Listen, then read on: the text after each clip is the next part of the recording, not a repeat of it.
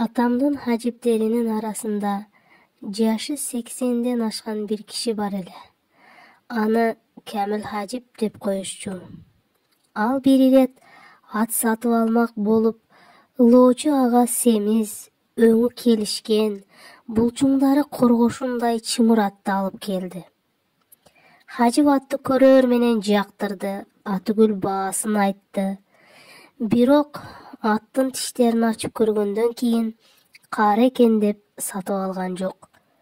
Ал атты башка бирөө сатып алды. Мен сурадым: Хажип, башка бирөө сатып алган атты сен эмне себептен сатып албадың? Ошондо Хажип мындай деди: Ал адам жаш экен. Карылыктын эч бир оорусун билбейт. Аттын турпаты келишимдүү турбайбы? Ал аттын турпатына аз кырылса, аны түшүнсө болот. Бирок мен карылыктын азабы менен мээнетинен кабардармын. Анын кемчилигин жана ачуу жактарын жакшы билем. Эгер мен картайган атты сатып алчу болсом, мени эч ким кечирмек эмес.